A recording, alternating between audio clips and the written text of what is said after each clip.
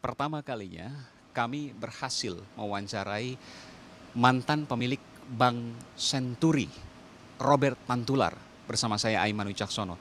Dan saudara, ini adalah pertama kali Robert Tantular diwawancara eksklusif oleh televisi pasca ia buka-bukaan alias belak-belakan tentang apa yang terjadi di Bank Senturi.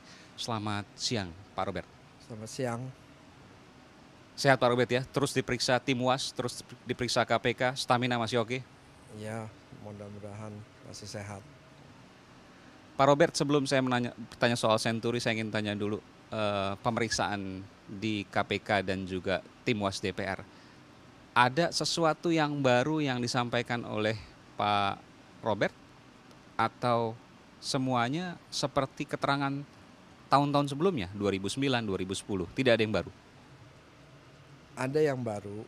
Jadi kalau pemeriksaan di KPK itu panggilannya pertama untuk sebagai saksi dari tersangka Budi Mulya, Deputi Gubernur BI. Nah itu ya memang masalah FPJP dan rapat KSSK yang memutuskan Bank Senturi sebagai bank gagal. Tapi itu hanya sedikit saja.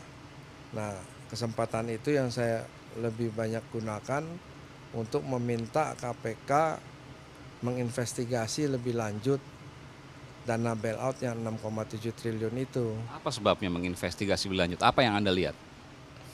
Ya masalahnya sebenarnya dari awal itu kalau saya bisa cerita balik itu 29 Oktober 2008 dari direksi Bank Senturi meminta bantuan likuiditas dari Bank Indonesia hanya sebesar 1 triliun.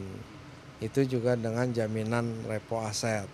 Bank Senturi hanya meminta bantuan 1 triliun rupiah. Bisa membuat Bank Senturi sehat kembali. Ya, nah ini saya juga bisa ada dokumennya, bisa ini. Jadi 29 Oktober Bank Senturi meminta bantuan permohonan fasilitas repo aset sebesar 1 triliun. Nah itu juga penggunaannya juga akan bertahap sesuai dengan kebutuhan likuiditas. Tetapi hal ini tidak pernah juga dipenuhi oleh Bank Indonesia.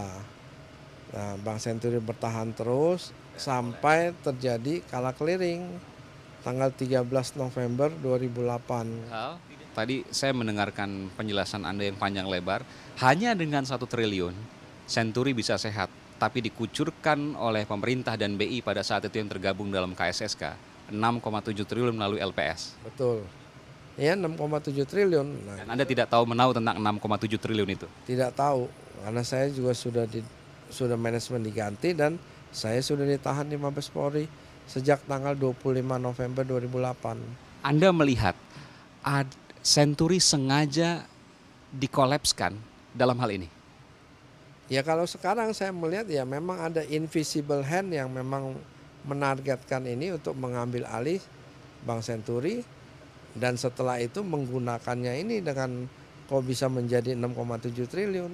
Ini menarik. Sekarang justru saya minta media massa ini semua justru harusnya 6,7 triliun itu yang harusnya diusut.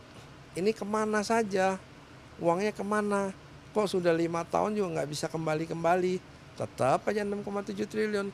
Jangan mencari kesalahan-kesalahan yang lain. Kalau sekarang mah semuanya kan dituduhkan ke saya. Saya sebagai kambing hitam.